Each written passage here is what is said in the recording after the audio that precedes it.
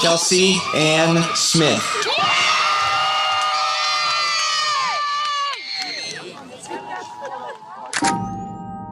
Ever since she was a kid, she always loved the color blue.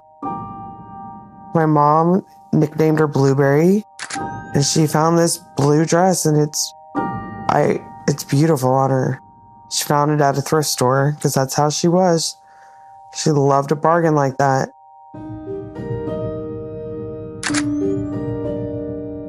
As Kelsey grew up, she was very inquisitive. She did theater and dance and choir and band. I think band was probably her favorite activity. Kelsey had to try everything that there was. She was always out there exploring, just like she had been when she was a little kid. I don't remember exactly what meal I was making, but when Kelsey didn't get back on time and we couldn't get a hold of her on the phone, it was an immediate sign that something was wrong. I got called to advise that patrol needed some assistance with a possible missing persons case. Her family had been searching for her for a few hours and had located her vehicle abandoned. I remembered my dad telling me as soon as we saw the car, he said, "Don't touch anything." This was a crime of opportunity, and we don't know if she had left the house 10 minutes later, if it would have happened. I saw that footage, and all I see is just a quick dash of something run across the screen. We all knew that someone had taken her. We see this, and we froze. The room got deathly quiet. I was fearful of exactly what happened. I just didn't realize how it was going to completely change our entire family's lives.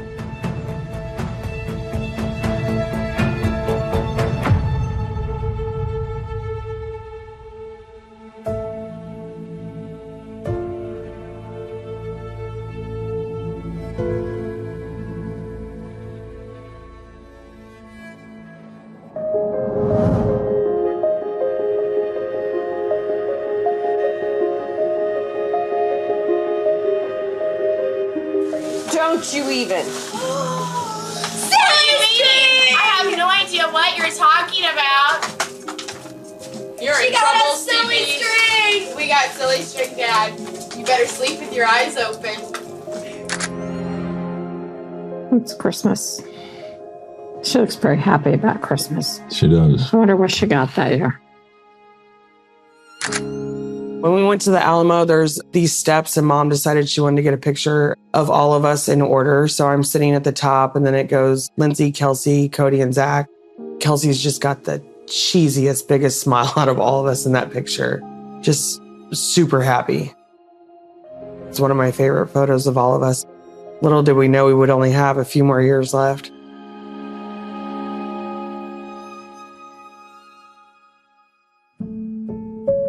When I met Greg, I had already had my oldest daughter, Stevie, from my previous marriage. And then we had our daughter, Lindsay, just shortly after we got married. And now we have 5 kids. Kelsey was the only one that we planned. All the others were, miracles of God. They just came along.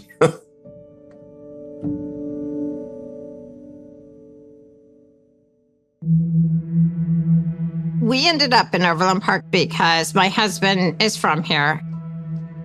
After he got out of the Navy, Greg became a Kansas City, Missouri police officer. I think Kelsey was about 9. Coming back home for me was a big deal. Overland Park, growing up, I always had fun. I always thought it was a nice place to live.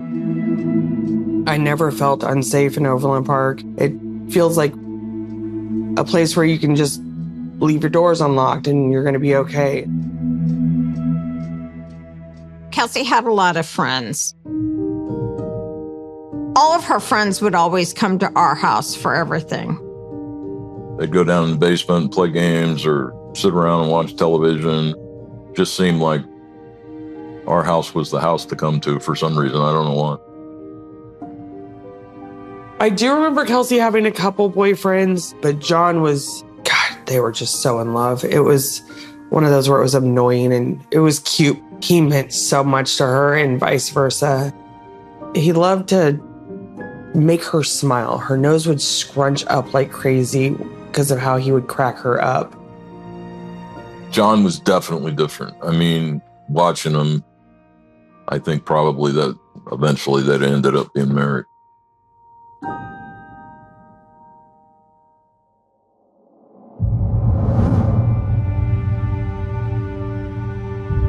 June 2nd is a Saturday. Missy had gone to Iowa to a wedding for a friend of hers.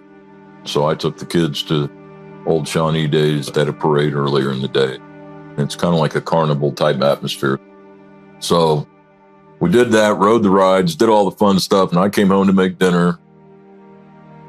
I knew that they said that she had gone to Target to get a gift for John. Kelsey came back within just a few minutes because she forgot a CD that she wanted to take with her in the car.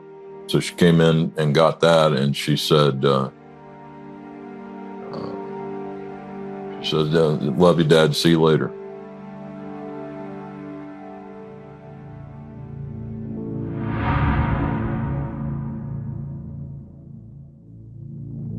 Kelsey had called me because she was trying to find an item in Target, this box for John, to put cards and letters and stuff that she had gotten him. And then as we were getting ready to hang up, I told her, bye, baby, see you when I get home. And that was the last time I got to talk to her.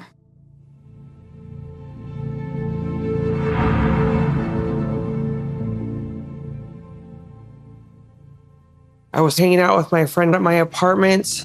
We were watching the movie about a serial killer going around killing young girls. And we were all like, wow, that was an intense movie. And the credits pop up. And that's when I got a phone call from my sister, Lindsay, saying, have you heard from Kels? Hi, guys. It's Kelsey. Obviously, I can't come to the phone right now. Leave me a message. Bye. And she told me that they haven't heard from Kels.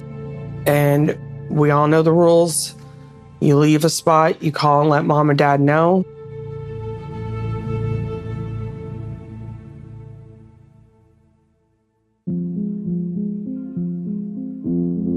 That whole trip home, I just keep calling and texting and communicating with Greg and Lindsay and everyone. And there was no sign of Kelsey anywhere. So as soon as Lindsay told me Kelsey wasn't answering her phone, I told her to tell her dad to call the police.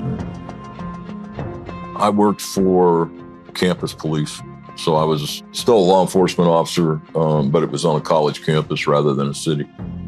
So I started calling other police departments around here, just trying to see if maybe she'd been in an accident, see if she'd had a traffic stop, something, and we weren't getting any kind of information. It was pretty obvious pretty quick that something had gone wrong.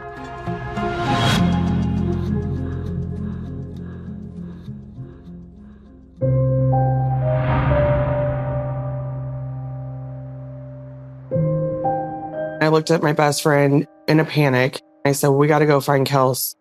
So my best friend drove me, and we knew she had been at Target.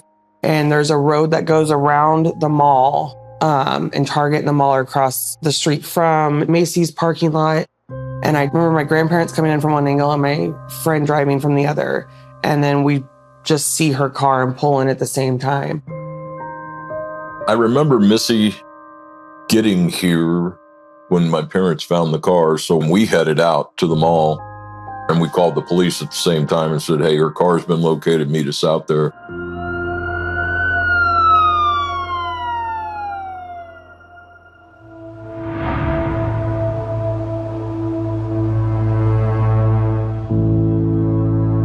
There was something hanging out of the trunk of Kelsey's car. It was like a piece of paper or a bag or something on it, which told me that somebody else had been in the trunk. They opened the car and she wasn't there. She wasn't in the trunk. It was just very strange. I mean, her car's there, her purse is there, the stuff she bought for John is there in the car, but she's not there and her phone's not there. Those things are missing. We started looking around all of the bushes and in all of the dumpsters because there was no sign of Kelsey anywhere. I had this gut feeling, her not being in the trunk, I already knew what the results were going to be from it. I fell to my knees and I told my best friend, this isn't going to end the way we want it to.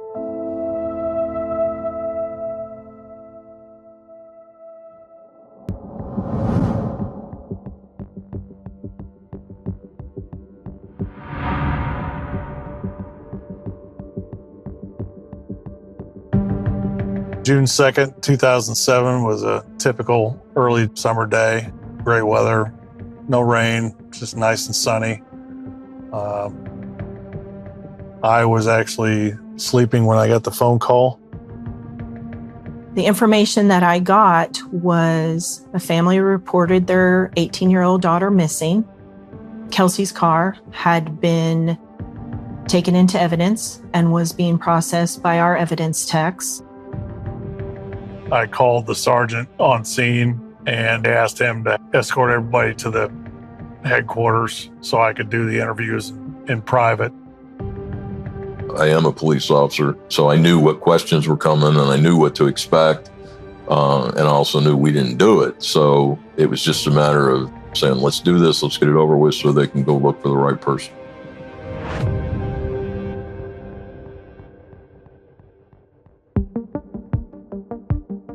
So while the family was being interviewed, Kelsey's car was being processed by our evidence technicians, gathering fingerprints and DNA and anything inside the vehicle.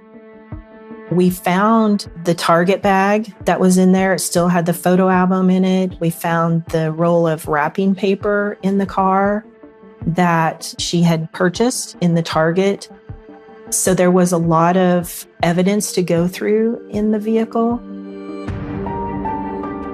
I interviewed the parents and the boyfriend separately. At that point, we had no idea what our interview would garner with John. Kelsey's mother and father were immediately disregarded as a possibility. So that led police to look to the next person closest to Kelsey, which would be her boyfriend. Being teenagers where emotions and impulses tend to run high, it would potentially explain why Kelsey went missing, even if she just decided to run away with her boyfriend. A tactic police use when they're interviewing a potential suspect is to ask the same questions in various different ways. John appeared genuinely upset and confused by the situation. His story remained consistent, which is indicative of someone who's telling the truth. And we knew fairly early on that John probably was not involved.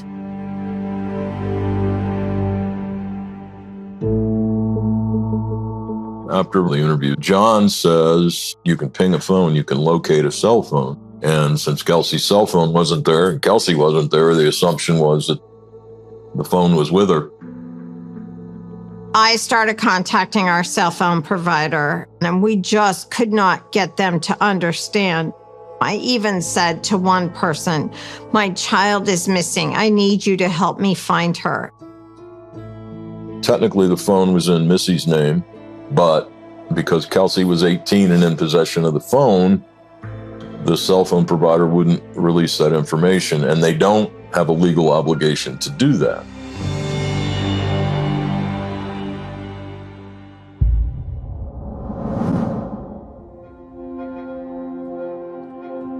The next morning on Sunday, when Kelsey still had not been found, it was very concerning to us.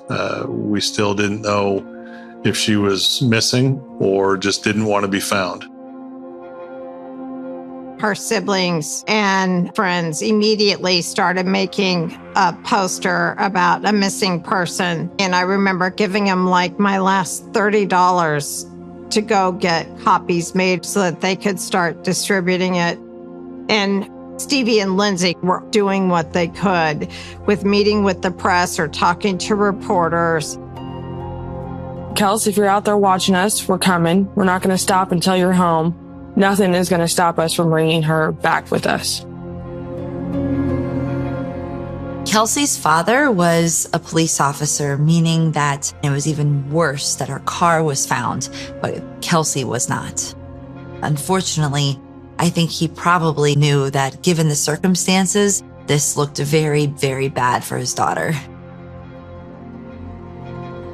I kind of started operating in what my family calls cop mode. I just looked at it from an evidentiary point of view, more as a police officer than as Kelsey's dad, because the longer this went on, the more scared and nervous Kelsey's dad got, but the cop could kind of keep it together.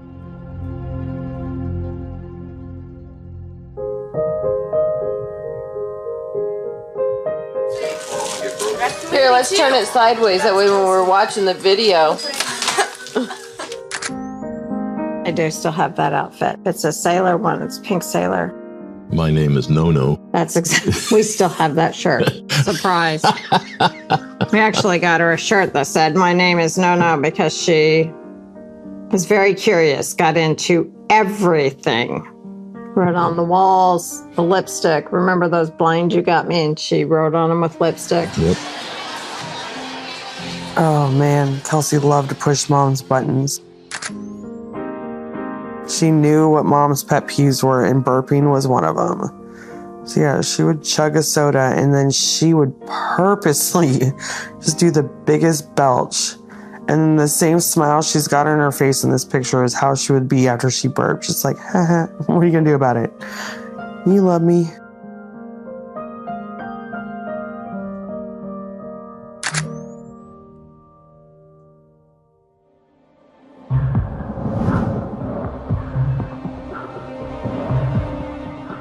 We gathered a lot of information from a lot of people, but nothing added up to a reason for Kelsey's disappearance.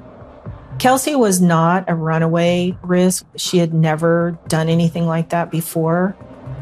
Kelsey's parents advised she was last seen shopping at Target. So the next morning on Sunday, we went to the store at 10 a.m. when they opened to give us the footage we needed. When we viewed the video, it was on a very small screen and the quality was poor. Looking at the video, we didn't see anyone approach her. We didn't see her speak to anyone inside the store. And we set that video aside, and in the essence of timing and speed to try and find her, it was now time to ask the public for their help. 12 days ago, video captured Kelsey Smith as she walked the stage to graduate high school. Saturday night, surveillance cameras show the 18-year-old walking out of a local Target store and into apparent trouble. Her car was found hours later by the teen's grandparents at a mall across the street. Hundreds of volunteers will set out again today, passing out flyers looking for Kelsey.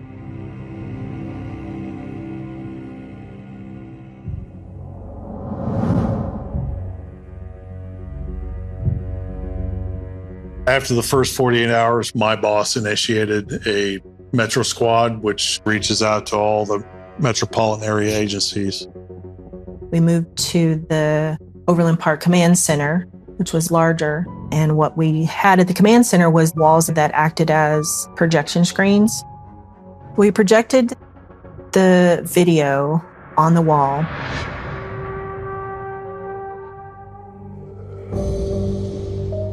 We watched 47 different angles of video. And each one of those angles that we caught an image of Kelsey in, several seconds later, you would see this gentleman in the white shirt and the brown shorts walking nearby. This is Kelsey walking into the Target wearing her pink tank top and black shorts.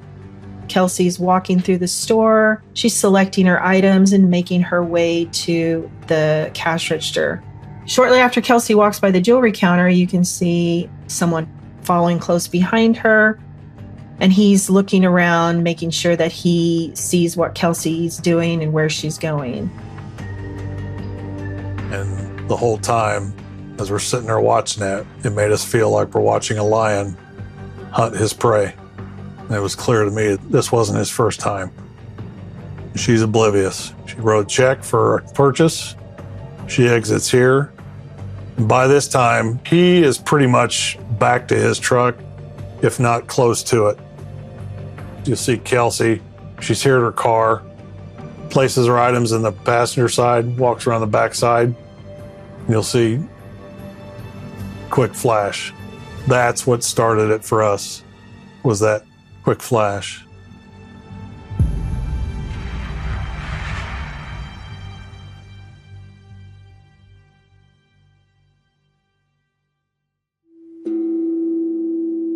At that moment, we knew that Kelsey had been taken against her will.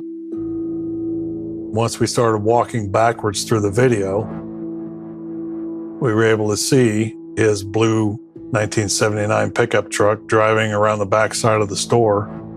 And the last frame of that is basically the picture of the pickup truck that we sent the media. Police in Kansas are still trying to find 18-year-old Kelsey Smith, who was abducted over the weekend. On Tuesday, police released surveillance tape that from a distance shows her being forced into her car outside a Target store in Overland Park, and then a pickup truck that may have been driven by a man involved in her disappearance. The police had brought Greg and I to their command center. When we saw the footage of Kelsey being taken, we just knew that it wasn't good and prayed that we would at least get to bring her home.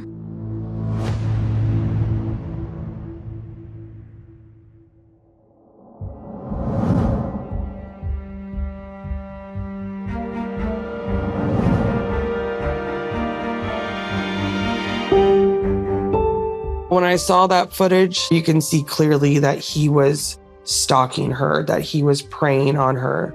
It's an image that I will never get out of my head. Just her walking in so happy, so carefree, having no idea what's about to happen to her.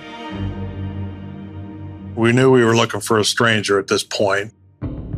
We had a vague description of a white male, dark hair, a white t-shirt, and dark colored shorts, which is probably a description of 30% of the people out there shopping that day. We were able to get a very good facial shot of him. Once that image went out into the media, the TIPS hotline started getting overwhelmed with calls. Overall, we had 1,700 leads, and we followed up on 1,100 of them. This was somebody that looked like they were probably from the area because he had either Kansas or Missouri plates to suggest that this was somebody who was familiar with this location. The footage was provided to America's Most Wanted, and information that we gave to the local media gave us 3 leads, 2 from a neighbor and 1 from a friend of his.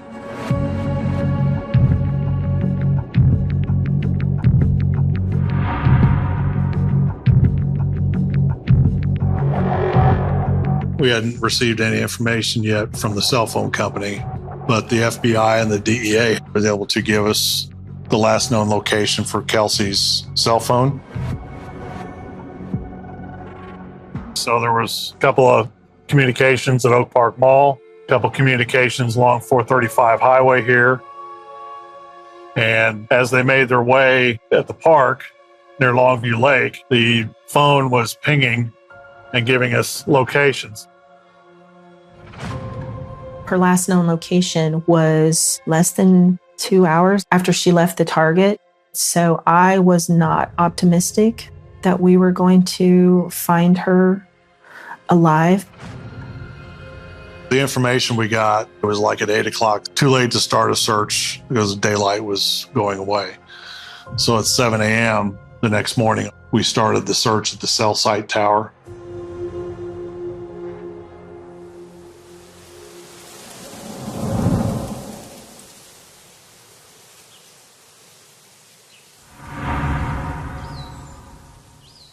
When the officers arrived at the cell site tower, they had information that Kelsey's last known location was 1,350 feet east by northeast of the cell phone tower. So the officers walked directly almost to her body down here in the ravine.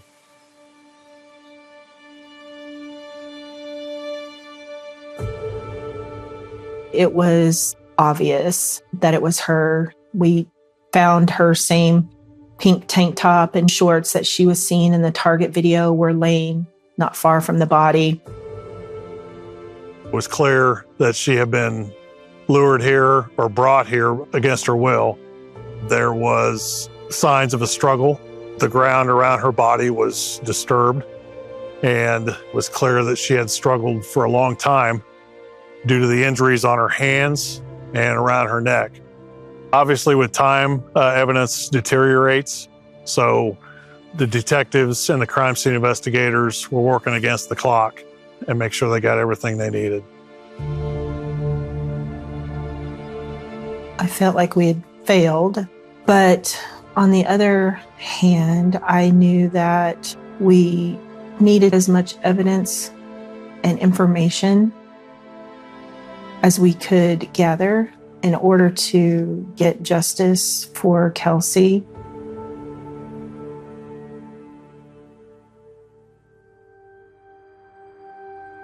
On June 6th, we were at the Target Command Center, the detectives, and the chief of police came up to me and asked me if I knew where my parents were. And I said, I think they're at home. Why? And they said, it's important, we need to talk to them. And we got a call from Captain Fredrickson, and he said to Greg, I need to talk to you. And I said, is this news that we need to brace for? And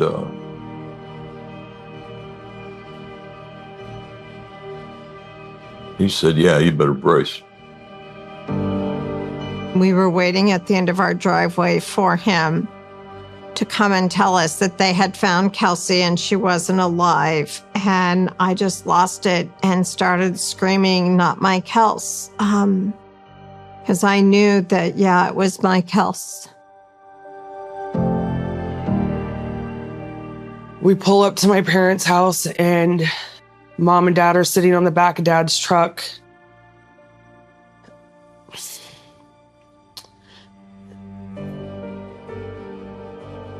And they're both so broken.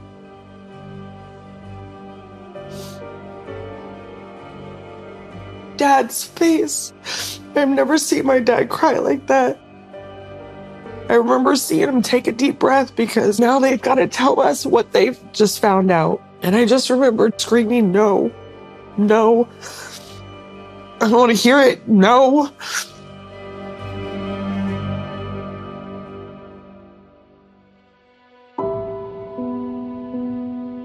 Stevie kind of folded up out here in the lawn.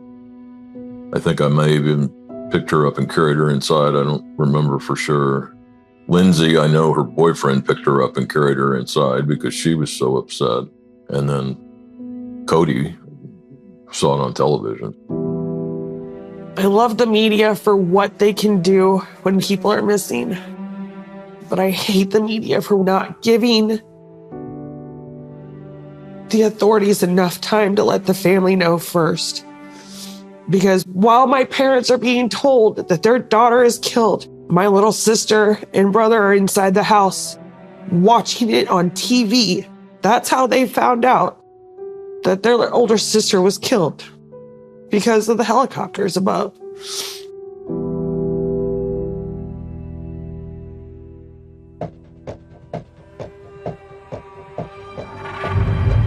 When we received the name Edwin Hall, we set about trying to locate him as quickly as possible, because if the public is seeing these images on the news, then the suspects are seeing those images as well.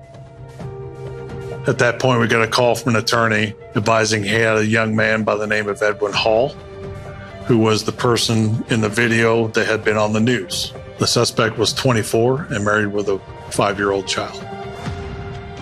We were told by his coworkers at his place of employment that he saw his image on the news and he left work to go contact an attorney. Once Edwin was at the station, his attorney arrived a short time later.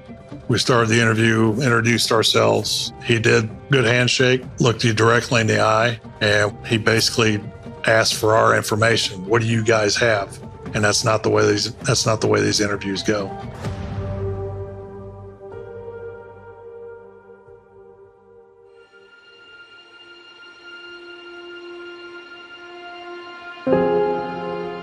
After we found her body and we had a little time to grieve as a family, Mom, Dad, and I did another conference to let everyone know that she had been found and to thank them for helping us. No, it's not the outcome we wanted, but we still wanted everyone to know how grateful we were that they helped us look for our loved one when they didn't have to. She could walk into a room of strangers and walk out with a room full of friends. Her excitement and passion for life was unmatched. She lived more in 18 years than many people do, with a great deal more time.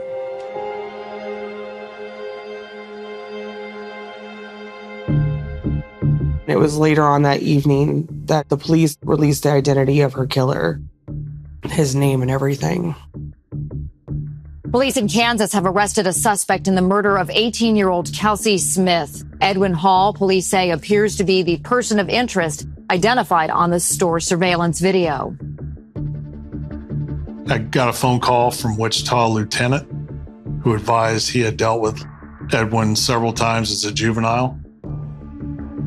He had tried to stab his adopted sister with a knife during a fight, and he had attacked another man with a baseball bat.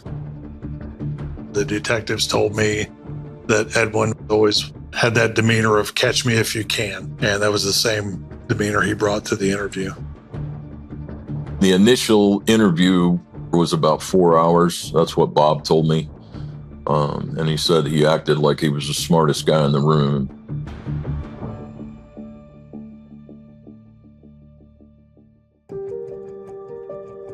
I decided I was going to put some photos of Kelsey in front of Hall because we were basically getting nowhere. So when I pushed some photos in front of him, he said, "Oh, I did see her. She's got nice legs." And that gave us kind of a hook. And that was at the point his attorney said, "We're done, no more questions." He had completely stonewalled his attorney into believing he was innocent. When he first came in with his attorney, he voluntarily submitted his DNA and his fingerprints. So while Edwin is there being interviewed with his attorney, we get a call from the crime lab. And on his way out the door, he laughed at us and said, "Is that all you got?" And at that point, I got a text message from my boss saying that Edwin's thumbprint had been matched in the seatbelt buckle of Kelsey's car. And I told Edwin, "We are charging you with homicide and kidnapping." And he screamed something inaudible, and I just turned around and walked away. I knew right away I was going to give Kelsey's family some closure.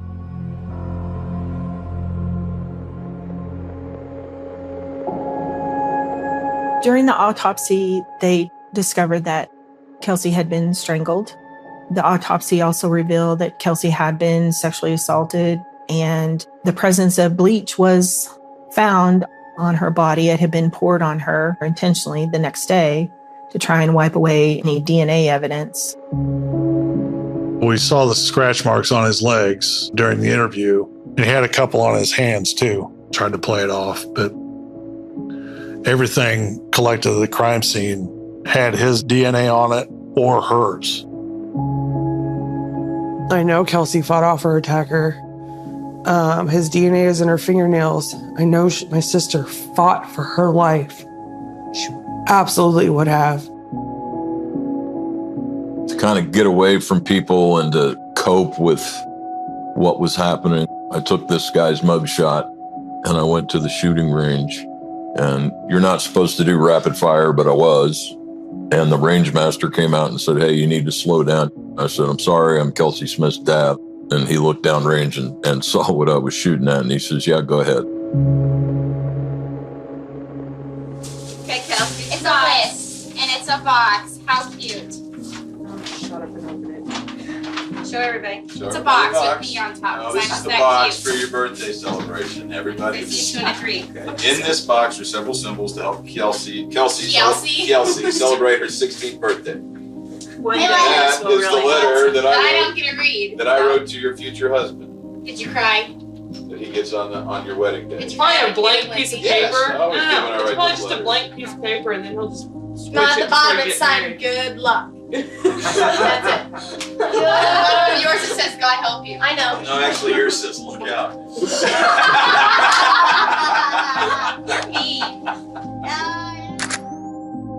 After Kelsey was killed, I gave the letter to John, the letter to the future husband, because I thought he should have it.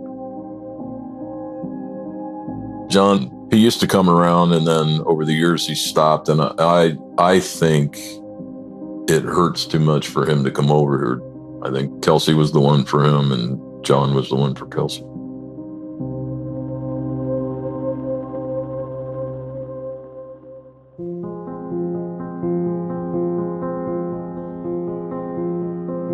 We were kind of at a loss as to what to do for a funeral for an 18-year-old girl.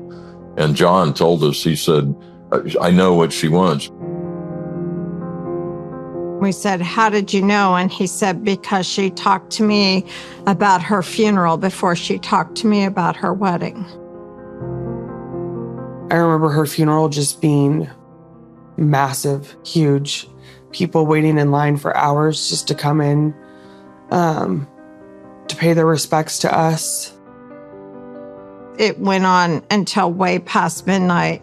There were so many people, and if they came out to honor our daughter, we were going to say thank you for them coming out.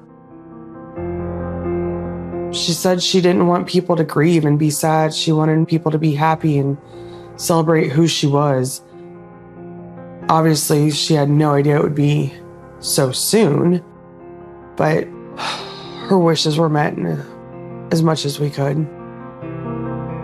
Kelsey, like Belle from Beauty and the Beast, she said that when she went to prom, she was going to wear a dress like Belle, and she actually did. That's the dress that we ended up burying her in, the Belle dress.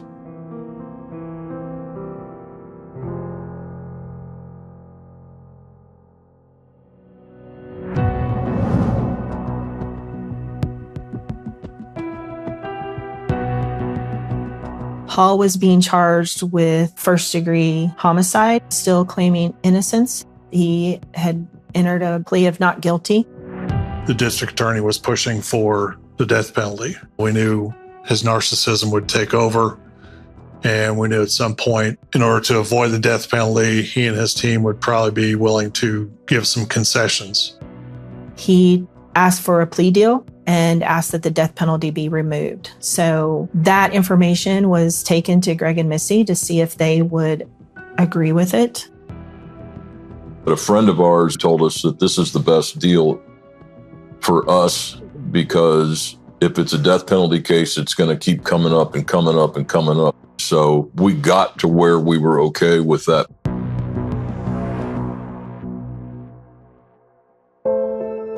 During Hall's confession, he basically lined out his entire day. He said he had spent the morning on Adult Friend Finder and couldn't find anybody to hook up with. So he decided he was going to go to Oak Park Mall, trying to engage with random females, sometimes making lewd comments. Later on, he decided he was going to drive over to the Target store. Edwin confessed that he had a handgun when he approached Kelsey in the Target parking lot. He shoved her into the driver's seat of her vehicle, and he climbed into the back seat behind her. Once they got out to the park, she was pleading to let her go. And he goes, "Well, I'll tell you what, if you have sex with me, I'll let you go." He took her belt out of the car and used that to strangle her.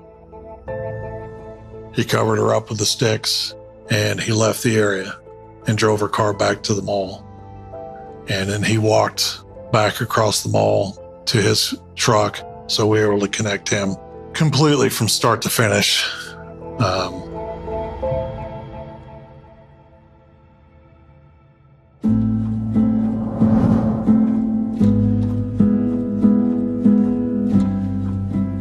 Edwin Hall could not identify with the pain that Kelsey went through, or the immense amount of trauma her family was experiencing.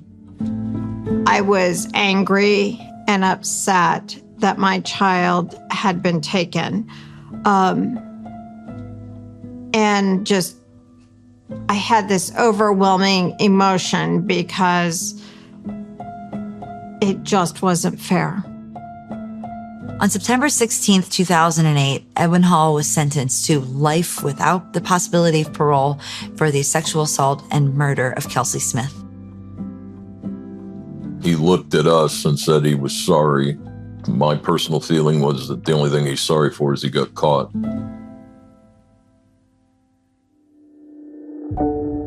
The Kelsey Smith Foundation is the foundation that Greg and I started after Kelsey was murdered because we wanted to make a difference. My parents go around educating like high schoolers and young people on how to be aware of your surroundings. The foundation also helps to try to get Kelsey's law passed. The Kelsey Smith Act says that a cell phone provider shall provide location information on a phone in an emergency situation at the request of law enforcement. And we know that it works because we hear stories from law enforcement agencies all over the United States that have used it. Greg and Missy took a tragedy that happened to their family and turned it into something good. And I can't even begin to know or understand how many lives that has probably saved. I think that is the gift that Kelsey gave to all of us, is helping other people.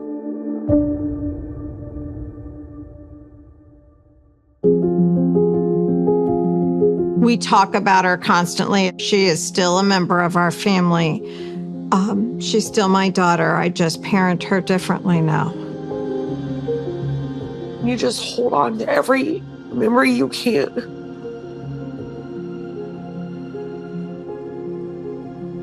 Because you don't want to forget her. I don't want to forget her laugh. She wouldn't want any of us to give up.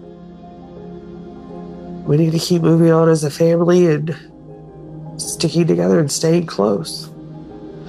I just miss my sister.